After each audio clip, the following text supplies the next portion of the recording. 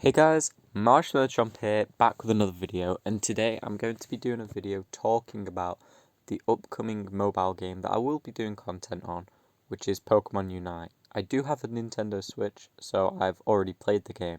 So this is going to be my, basically just things you need to know before you get it.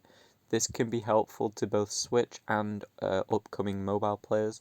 It's more aimed towards upcoming mobile players, but there will be a few points to help out already existing Switch players too. So, what do you need to be doing in order to prepare to be pretty decent as soon as you start?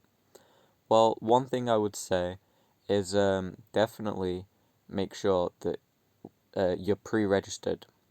And the reason you want to be pre-registered is there's an exclusive Pikachu skin that you can only get through pre-registration, and it's free. Once you're pre-registered, we've already hit the pre-registration goal, so we've got it.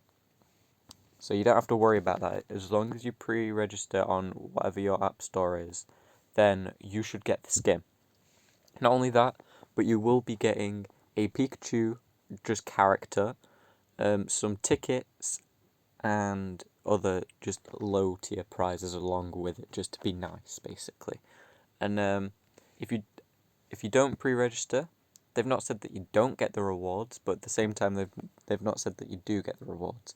So I'd recommend pre-registering, because even if you do get the rewards, it still helps everyone get to that next goal if you pre-register.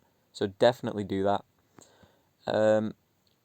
Also, I mean, it's a free character. Even if you're not going to use Pikachu, you can at least find that out for yourself at a later date after you've used him a bit.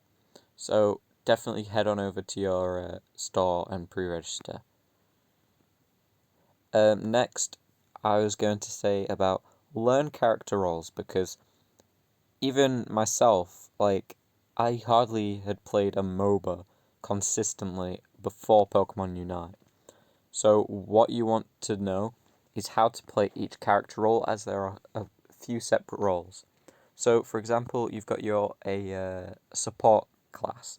Now, some support classes are very different to other support classes. You've got Pokemon like Eldegoss, who are healers, but then you've also got ones like Wigglytuff, which are helpful in combat. They are almost a attacker in themselves. And there's also Mr. Mime, who can interfere with walls and stat changes. Supports are very tricky characters, and you can play them pretty similar to an attacker. Just make sure you're not alone, as they are best played with at least one other person backing them up. You've also got characters like the attacker.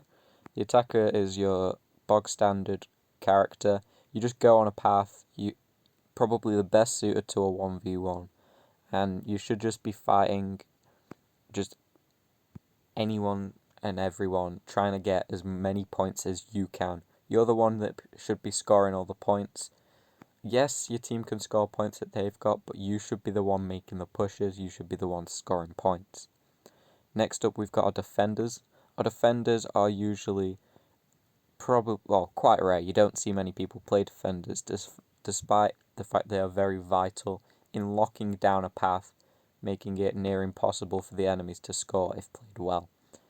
The goal as a defender is to just hang back at your point, stop the enemies getting there, even if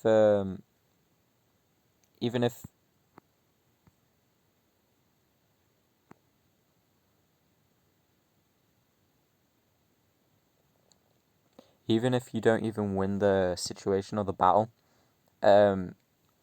What you want to be doing is making sure that you can at least stall so you can get some backup. Basically, you're like a goalkeeper. You're the last line of defense that's basically keeping your team safe from having points scored against them, and that's vital because obviously you have to score points to win the match. We've also got the speedsters, which are most commonly misplayed. Most people play them like an attacker. That is not good. I played a bit of ranked for a while.